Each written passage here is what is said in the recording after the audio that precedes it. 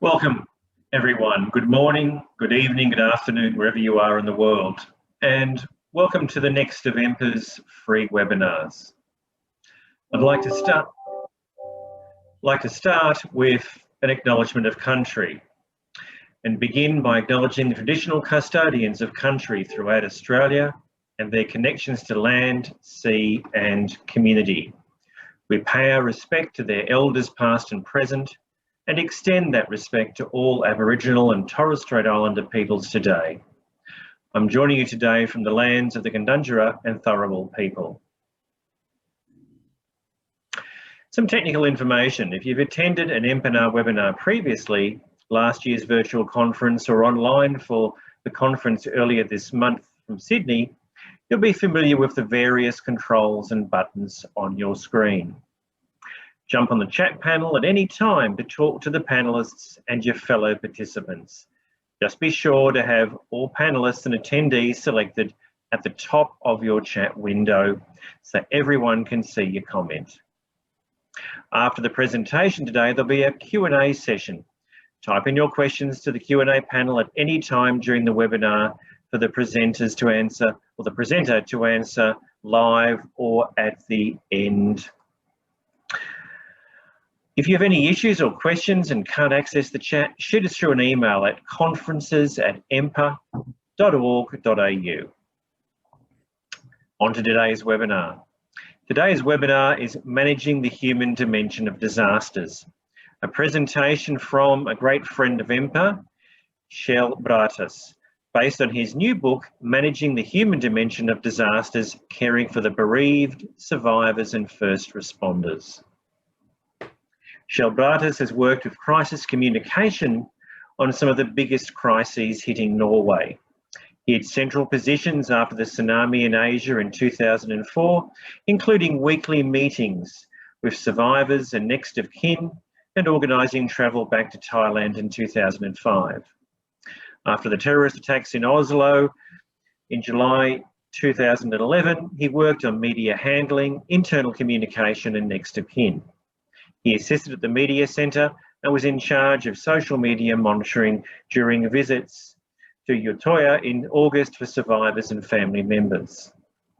In 2020, just last year, Brataas headed a group of communications advisors from various ministries and the Office of the Prime Minister, who worked on social media and crisis communication in connection with the COVID-19 pandemic. Kjell gives lectures and presentations in Norway as well as internationally. He's presented at the National Emergency Planning College, the Norwegian Communication Society, Kriskom in Stockholm, the World Conference on Disaster Management in Toronto on numerous occasions, and the Intermedics Summit in Denver, the IATA Conference on Crisis Communication, Social Media in Istanbul, and at EMPA in Sydney in 2017. He was a member of the advisory board for the WCDM in 2016, and Kjell's been a guest lecturer at the University of the Arctic, Inland Norway University, Leiden University in the Netherlands, which interestingly is where my daughter currently attends, and Griffith University in Brisbane. Kjell lives with his family in a suburb of Billingstad outside of Oslo. Over to you, Kjell.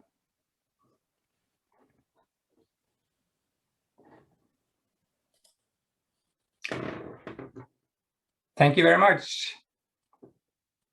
It's very nice to be here, and I hope you can hear me well and see me.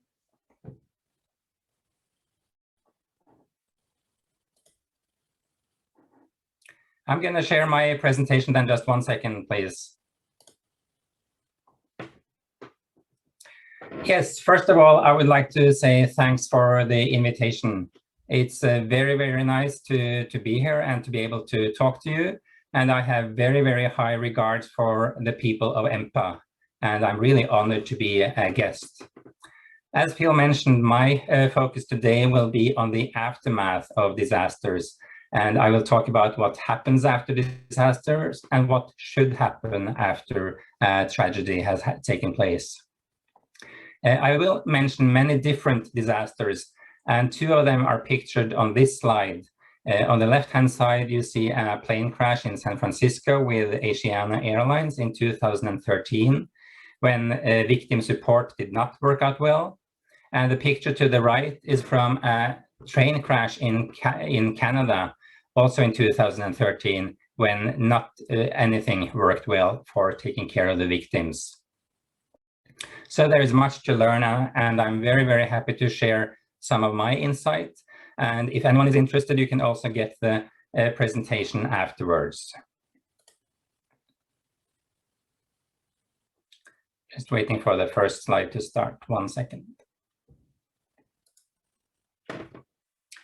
Now, Kjell said a lot about my background, so I don't need to say very much, which is great, so we can get on to the main topic. These are just two pictures of two of the crises that was mentioned. The picture above is from Khao Lak in Thailand in 2005, and the picture below is with the island of Utøya in the background. And as you mentioned, I've been working on all these, both of these crises, and also the COVID-19 crisis, which is still going on, of course. You also mentioned EMPA a couple of years ago. These are some pictures from EMPA 2019, when I was really, really happy to be one of the keynote speakers. And I also got to travel to Melbourne, Sydney, and Brisbane, which was, of course, very, very nice. Very fond memories, and I really hope to go back to Australia soon. But back to the topic, which is based on findings from my book, Managing the Human Dimension of Disasters. It came out in March of this year, so I feel that it's quite relevant and that it has many recent disasters that are described. I've been working on the book since 2018, so it has taken me 3 years to finish. It was a lot of writing, of course, a lot of traveling, and I was very, very lucky to get a stipend from a Norwegian Authors Association. I spent all that money on travels, and here is a list of some of the cities that I visited during the research phase of my book. I had meetings in Europe, in the US, and in Australia, as you can see, and these meetings focused on the aftermath, on what happened after a disaster. The disasters also varied from location to location. I talked to a person who had survived the mass shooting in Las Vegas. I talked to someone who had worked with an airline accident in Los Angeles, for example. And I also visited Newtown in Connecticut, where the Sandy Hook school shooting had happened in 2012.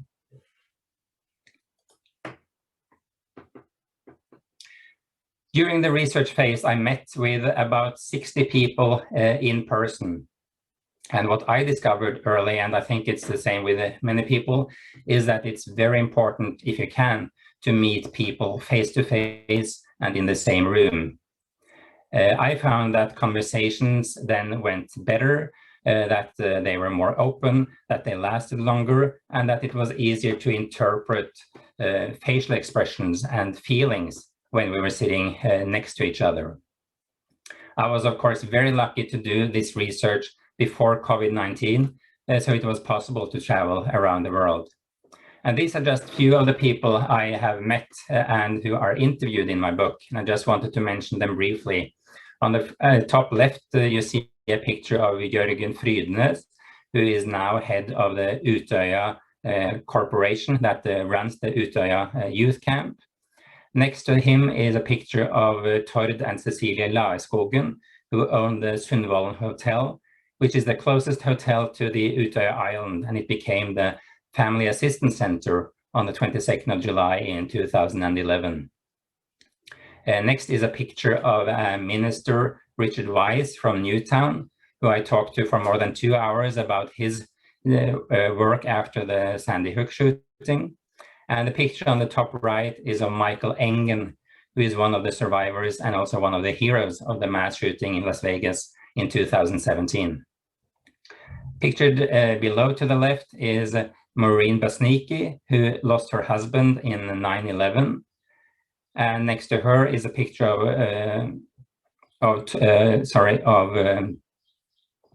a man who was a hero at Utøya. And next to him is a picture of a man who survived 9/11, who was actually one of the last people to get out of 9 World Trade Center before it collapsed. Many of you might know the woman to the right, Shona Witten, who is an expert from Australia. And the last picture is of a man who is an expert in EMDR, which has to do with eye treatment therapy after disasters. So I met with all these people from all over the world, and they had various and very different experiences with very different disasters. But what I found was that they had many of the same experiences. And one of them is that the road ahead will really be long and bumpy and sometimes difficult to navigate. And I think this is a very good illustration of that, because there are many who have been affected by a disaster that hope for a false bridge to get back to what was normal for them. But what we have seen again and again and again in Norway, in Australia, in the US, is that the road of life really takes a longer stretch. And you are never going to go back to what used to be. It will be a new beginning that you have to aim for.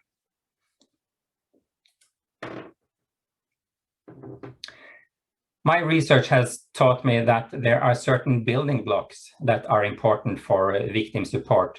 And I've made this illustration to show that. And I think it's interesting that some of these are very evident, that it's very easy to understand that they are important. But there are also some building blocks that are maybe more of a surprise.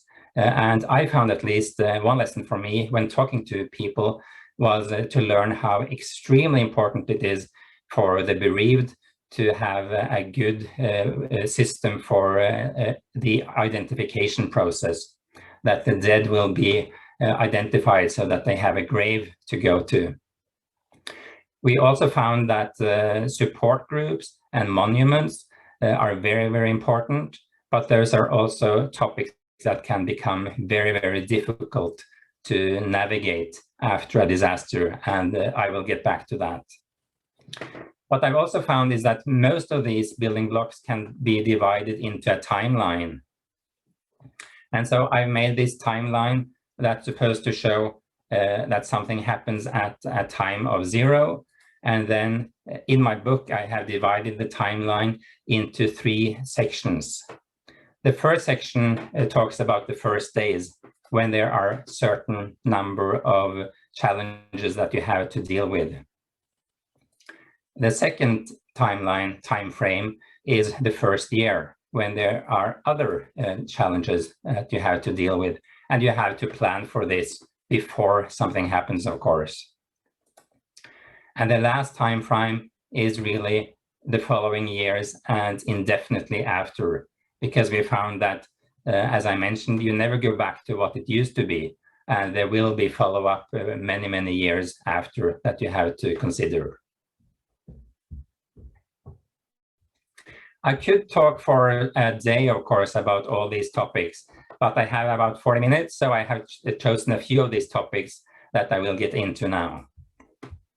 And I also wanted to mention that throughout it all, you have to really focus on crisis communication and leadership, because that is so important the first day, the first year, and ever after, that you communicate correctly and with emotion, and that your leaders are also on board.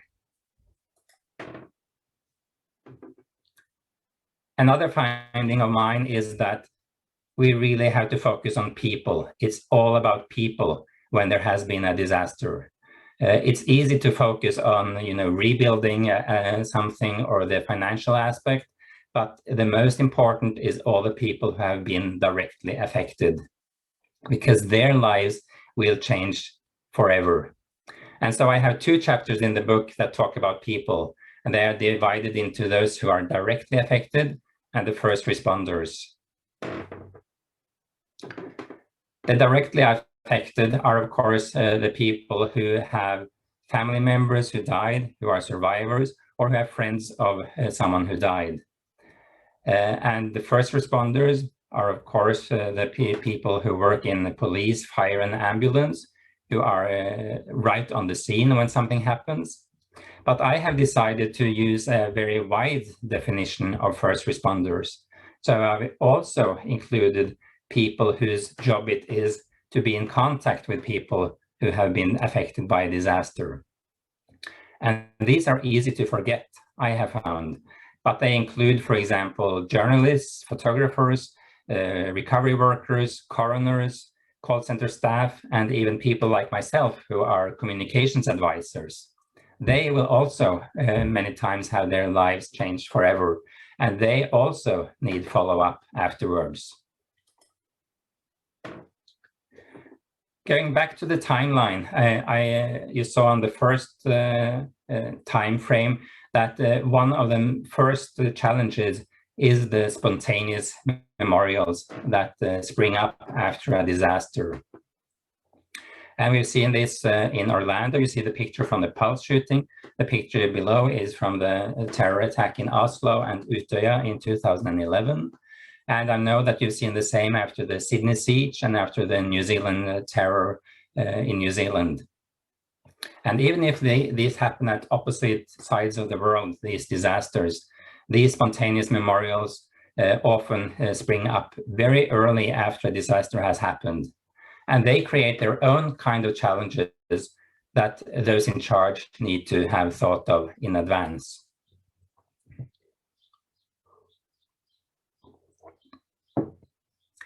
And here are just some of the questions that are important to answer when you're dealing with a spontaneous memorial. You have to decide on how long it should last. And then after that, how do we remove it all? Who does that? When should it be done? And how should it be done? And next follows the question about storage. How do we keep all the stuff? Do we keep all the stuff? Do we digitize the letters? And who is going to pay for all this? Because when I talk to people who have been working on memorials like this, they are very clear about quite a large cost involved that someone has to take care of.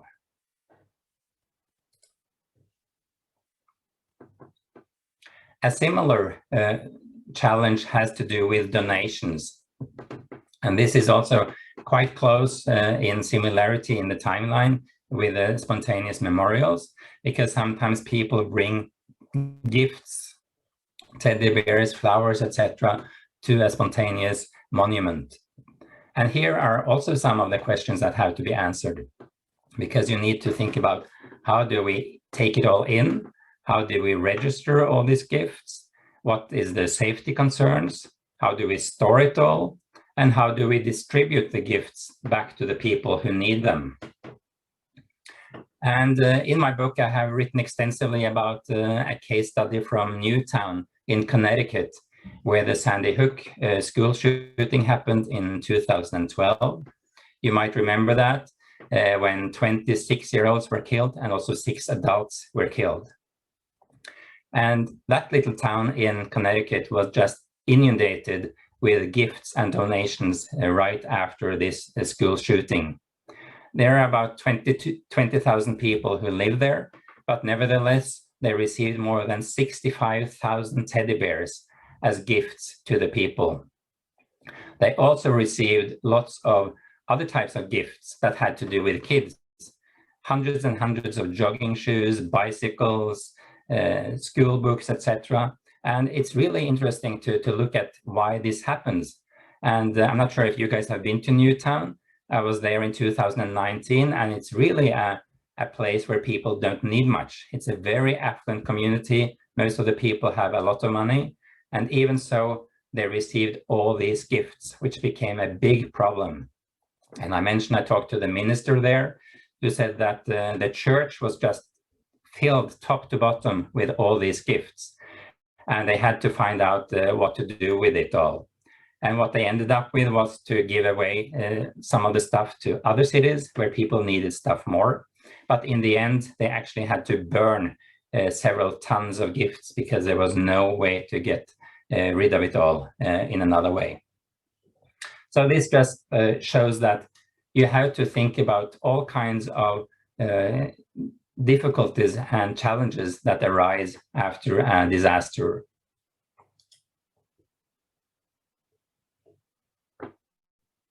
A bit later in the timeline, we see that support groups form. That's especially true in Europe after many different disasters, and also in Norway. We have seen support groups that form in order to be a meeting place for those who have been directly affected.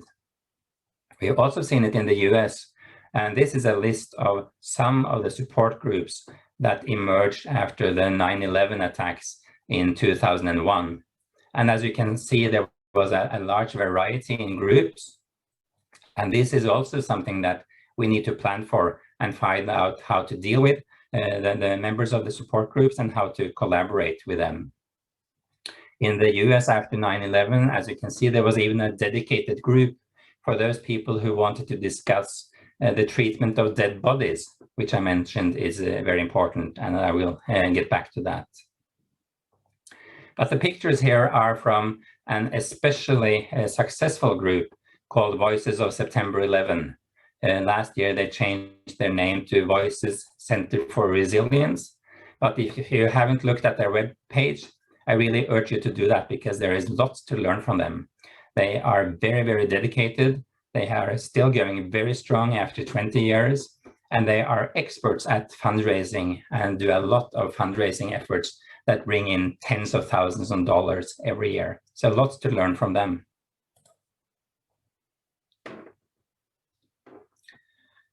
Something that might seem like a small detail in the aftermath of a disaster is the return of personal belongings, or personal effects, as it's sometimes called. It might seem like just a small detail for us who are not affected by something, but it's very, very important for someone who has lost someone, for example, to get back an earring, to get back a wedding band, to get back a passport. And so there has to be systems in place for collecting, cleaning, categorizing, storing, digitizing, and returning all the personal belongings. And it's also important to make sure that you are aware of the big numbers involved. And just a few examples: after the Asiana Airlines crash that I mentioned, airline personnel picked up more than 12,000 personal items on the tarmac, which had to be returned. After the Grenfell fire in London, there were more than 30,000 items. And the picture below is from a mass shooting in Fort Lauderdale, where all the travelers ran away from the airport, and there were 23,000 items left that had to be returned. And that is quite costly, and someone has to pay for that. What's also interesting to note is that in the US, there are very strict laws regarding airlines and airline safety. And the US has a law that says that if there is an airline crash, the airline involved has to store and keep personal belongings for at least 18 months after the incident took place. Fortunately, there is a lot to learn, and here are just two examples of downloadable documents about personal effects that I suggest you take a look at if you're interested in this topic. One is from the National Transport Bureau in the States, and then Kenyan International, which does a lot of work regarding personal effects and the aftermath of disasters. They have published 10 different principles about crisis management, and their principle number 10 talks about personal effects.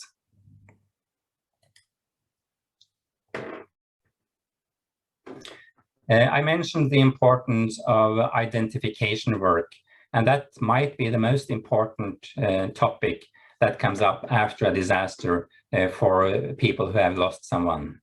It's very, very important for them that all bodies and body parts are treated with respect and dignity, and that everything is done to make sure that we try to identify those who died. This can be a challenge. It is often a challenge after an airline accident, but it has also been a challenge in the States and in the United Kingdom, for example, after COVID-19. And so these pictures are from a temporary morgue that was set up in Surrey in the United Kingdom last year, because there were so many dead bodies that the hospitals could not store them anymore. So they set up these temporary tents, and they had more than 600 bodies here because, as I mentioned, the hospital could not store them. But it was set up in a very nice way. It was very dignified, and they opened it up for journalists to come and see, so that there was no secrets about how the bodies were being treated. And I think they did a very, very good job in the United Kingdom with this kind of work. But it has to be planned, of course, and you have to have people who are willing to do this kind of work after a disaster. Another example of this kind of work is from 9/11. And I think it's very, very interesting, all the work that has been done afterwards to try to identify those who died. They have estimated that 2,753 people died when the World Trade Centers collapsed on 9/11. And there was, of course, a large amount of debris on what was called Ground Zero, and a big question about what to do with it all and how to see if you could find human remains in all that rubble. And what the government of New York decided then was to use a former landfill, which was actually called Fresh Kills. It used to be a landfill, it was not anymore, but they decided to move all the rubble, all the steel, all the human remains that could be found from Ground Zero to this Fresh Kills landfill. And more than 1,500 people worked there for more than 10 months, sifting through all the rubble. And they organized what they called a disaster mortuary operational response team that was in charge of trying to find the human remains. The collection continued after the operations at Fresh Kills was closed. And all in all, they discovered more than 22,000 body parts. So they did a really, really good job with this. By 2019, which is the last number I have, 1,645 bodies have been identified. So that's a really, really good achievement, I think. But it also means that there are still 1,000 people or so who have not yet been identified. And so the question then in New York was, what do we do with all the remains and how do we store them all?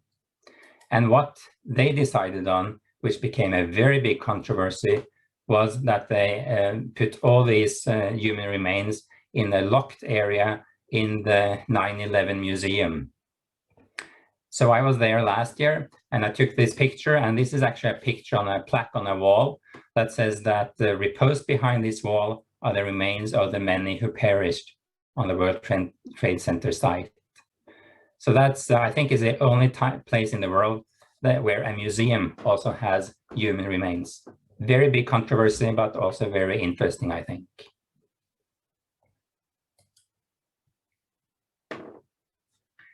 On a bit lighter note, I also wanted to mention a little bit about monuments. And that is, of course, very vital for those who survived, for first responders, and for the bereaved, that there is a physical remembrance of what happened. It's supposed to be a symbol to the world that we do not forget what happened. And the goal is, of course, to respectfully honor the memories of those who lost their lives.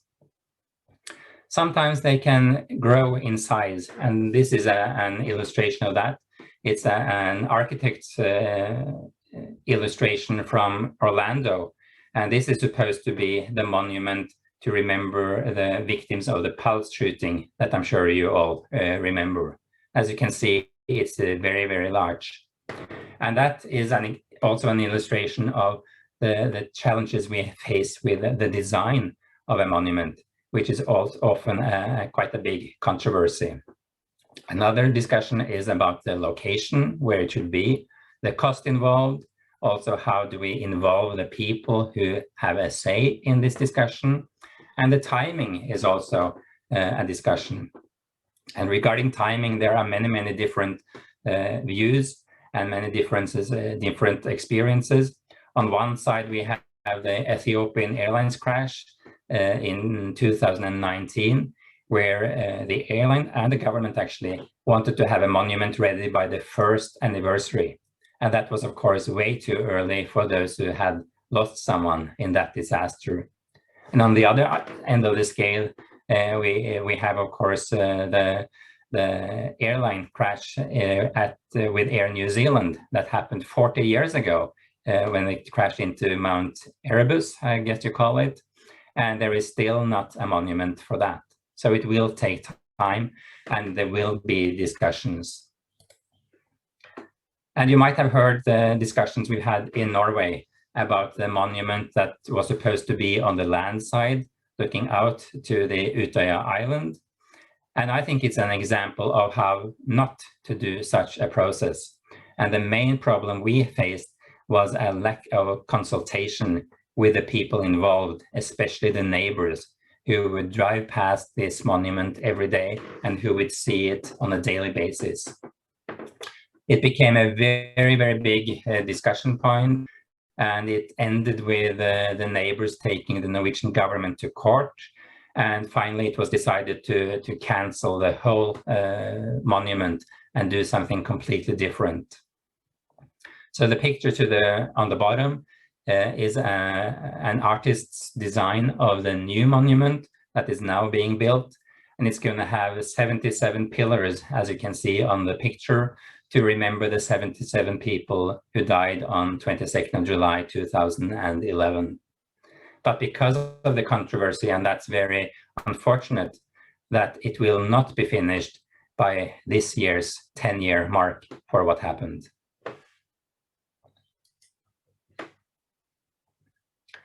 There were also many controversies regarding the building of the monument at the World Trade Center. If you haven't been there, I really urge you to go there, because I think at least it's a very nice monument, and they have done a great job with building a nice way of remembering all those who died. But there again, there were many controversies, and of course, even more costly than the Norwegian version, because it was so much bigger. And during my research, I actually found a report that was published by the Port Authority in New York, which was in charge of the whole concept and the whole building. And they had a very positive title of the report that said "A Roadmap Forward." But in the report, they wrote that our June assessment defined 4 central questions that we could not answer with confidence. And these 4 questions were: what are we building? Who is building it? When will it be finished? And what is the cost? And of course, those are some very important questions that you have to answer really before you start building something. So again, there is much to learn from other countries. And talking about learning, it's really nice, I think, to see that we do learn from past experiences. This is a picture I took in Las Vegas in 2018. It's a temporary memorial for the 58 people who died during the mass shooting in Las Vegas. And they are now in the process of organizing a committee for designing a permanent monument. And they have formed what they call an 1st October Memorial Committee. And once a month, and actually today is the day they have a meeting, they have meetings to discuss with everyone who wants to be part of the discussions about what it should look like, who should design it, etc. And they have decided, in contrast to what we did in Norway, to have a very open process, and anyone can participate, and they have all the meetings broadcast live on YouTube so that anyone can follow.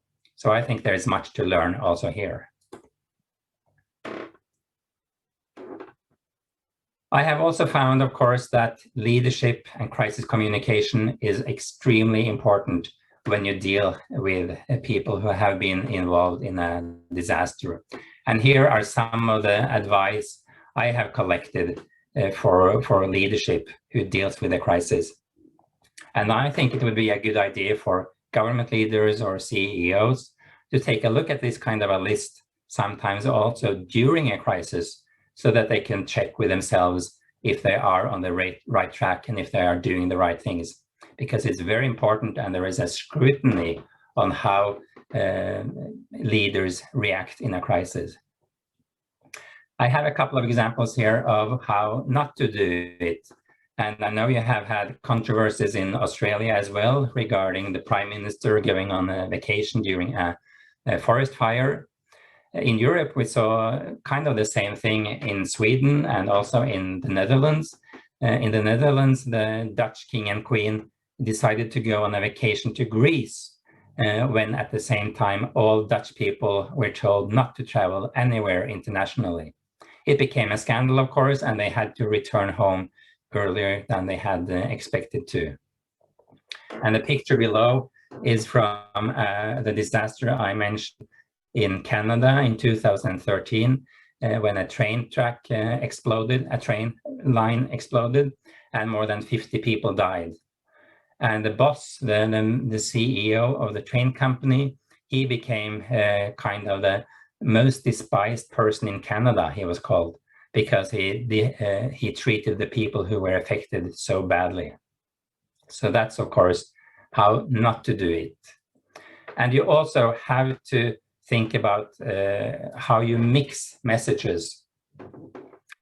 And this is, I think, almost hard to believe, but it's a picture from a YouTube channel of the Oregon Public Health Division, which did a good thing with organizing press conferences live on Facebook and on YouTube. But they did a terrible mistake when they tried to mix Halloween happiness with messages about recent deaths due to COVID-19.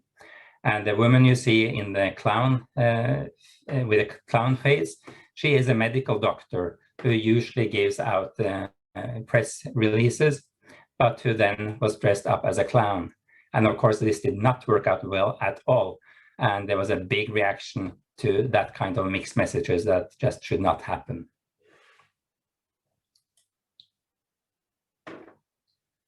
So as we've seen, there are many, many pitfalls regarding how to deal with those who are affected by a crisis. But I think it's great that there is so much public information out there that we can learn from. And I really urge everyone who is interested in this to take a look at some of the after action reports that are published after disasters.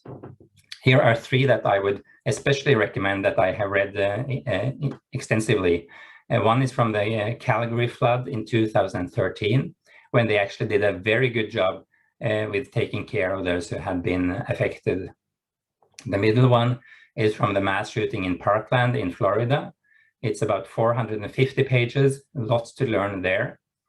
And then the last one just came out a couple of days ago. It's one of several reports that will come out about the Manchester shooting that took place at an Ariana Grande concert that you might remember in 2017. So there's much to learn when all these reports come out. But we also need to remember that these create media attention, these kind of reports. And this is a quote I found on LinkedIn just a couple of days ago from a man named Dave Jones, who mentioned that his daughter survived the bomb explosion in Manchester, but that the coverage is really, really destroying her, he says. So it's a reminder to us all that we have to think about this when reports come out, when there is media attention. And it's also a reminder that it's all about people. We have to think about the individuals who are affected. So since this talk has been based on a book, I thought it was appropriate to end my presentation with some suggested reading. And these are 11 books that I think you would find interesting. And they all cover victim support, crisis communication, and leadership. I don't need to go through them all now, but you could take a look at them. They are all available on Amazon. And as I mentioned, there's lots to learn from other people who have looked into these kinds of challenges.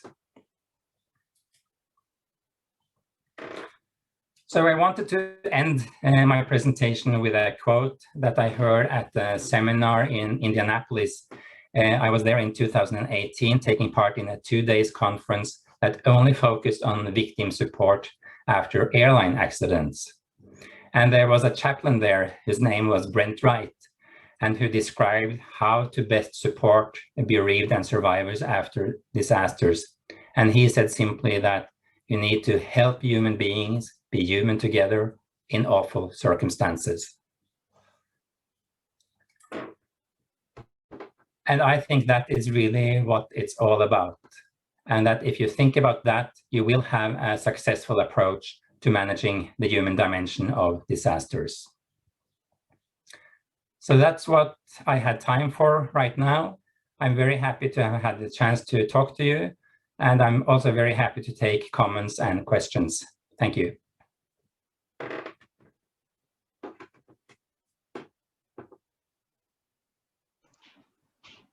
Thank you so much, Kjell, for that wonderful presentation. So we're just seeing if we have any questions from the audience at the moment. So you can pop them into the Q&A panel now, please.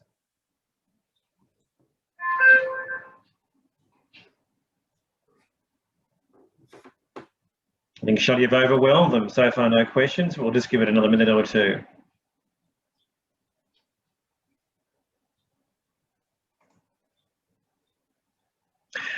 A question, Kjell, for you from Barbara Ryan. She's asked, was the LA example that included community in the memorial planning process the only one that you came across that involved community? Sorry, did you mean the Las Vegas one? I will check.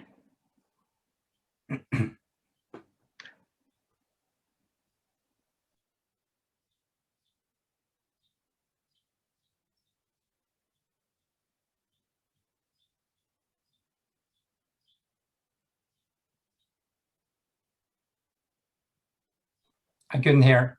Oh, sorry. How many examples of the community being involved in the planning process for memorials have you come across? Well, when I have done this research, I have found that most of the time there is a fairly good community involvement, but there are certain times when some groups are forgotten or not listened to as much as they should be. And I mentioned the very good example in Las Vegas, where they are doing a great job. In Norway, they also had a lot of community engagement, but it mostly had to do with those who had been involved in the recovery process and in the first responder process. So they did talk to people within the police and ambulance and of course the survivors and the bereaved, but they did not talk to the neighbors. And that's what we found is very, very important. Another example is from Los Angeles, where they built a very nice memorial after a crash in 2000, which is on a beach in UNM Beach, north of Los Angeles, and where they really involved the neighbors. And what that has resulted in is that the neighbors feel an ownership to the monument, and they clean it on a daily basis because they feel so attached to it. Kjell, another question. This one's from Cassandra Mora, and she's asked, with climate change being increasingly understood as a disaster, how much your suggestions and these ideas transfer, pardon me, to an ongoing and long-term disaster?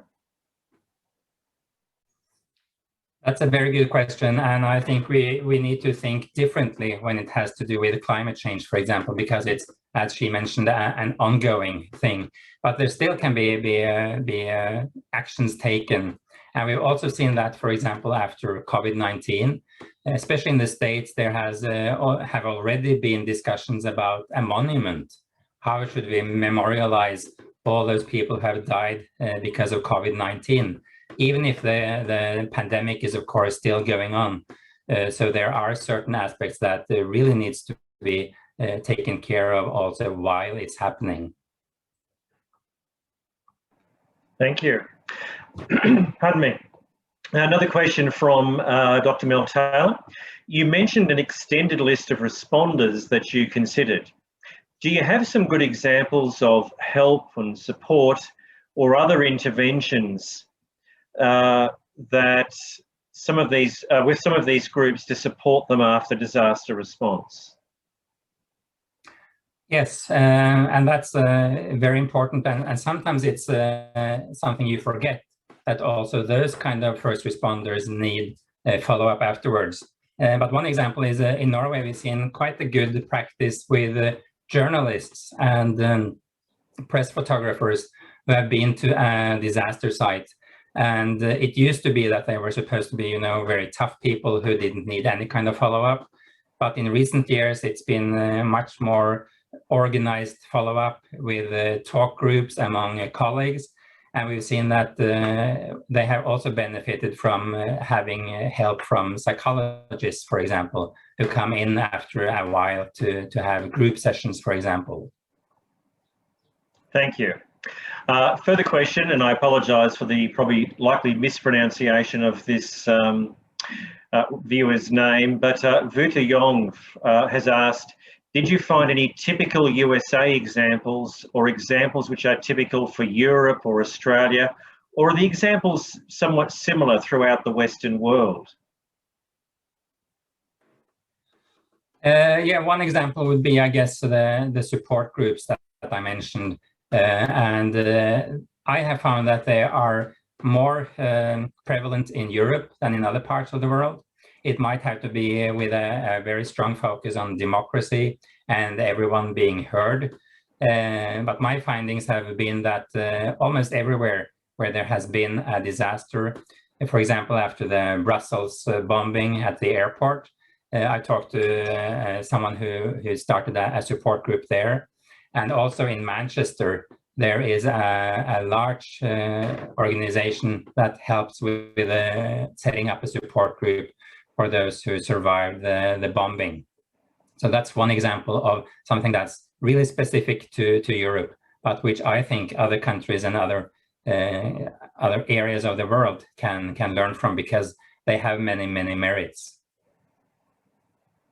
Thank you. Another question from Kim Palmer, and Kim has said, brilliant presentation, thanks very much. As the impact of disasters is often wider than those immediately involved and can include those who are only involved to the extent of watching or viewing media coverage, how can that be incorporated into post-incident response?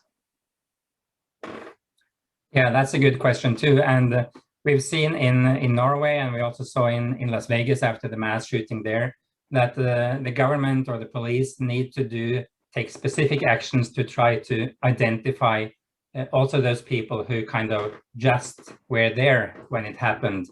And in Las Vegas, we saw that the FBI, for example, they put out ads in the newspapers and on social media, trying to find the people who had been there, just to make sure that they were registered, because they also needed follow-up. And in that case, they also could benefit from financial aid because they were witnesses to what happened. I think we may have one more question just coming in. Another one from Dr. Mel Taylor. Do you have any general views about how official media coverage, or even lack of it, impacts recovery in communities? Is it good or bad? And she noted the comment you had earlier about the Manchester arena bombing. Yes, media, I looked into that quite a lot. And I think it's a double-edged sword with media, because sometimes the bereaved and the survivors feel that journalists are too intrusive, that they write too much details, that they ask too detailed questions, for example. But at the same time, they also see that the media can be helpful in many ways. And we've seen in Norway and in Europe and in the States that sometimes support groups go to the media to try to have them cover something for a long time. And there have been several examples of, because of that, a new recovery session is starting, for example, or a new investigation is started because the media focus on what happened. And that is, of course, very, very valuable to the people involved. So they like the media sometimes, and they sometimes also have difficulties with them. Thank you. I think that brings us to the end of our question. Oh no, there's one more question that's come in. One of our participants here said it'd be really good to spruik Kjell's book and let everyone know, will he be sending out links to buy online? So Kjell, tell us a bit about your book. Yes, as I mentioned, it came out just in March of this year, and it's 400 pages, and it includes lots of information from people that I have met who have not shared their stories before. And I think it's valuable to get these personal experiences and to learn from people from all over the world. And I have I think about 50 different disasters are mentioned, some that we've heard a lot about and some that we have not heard about at all.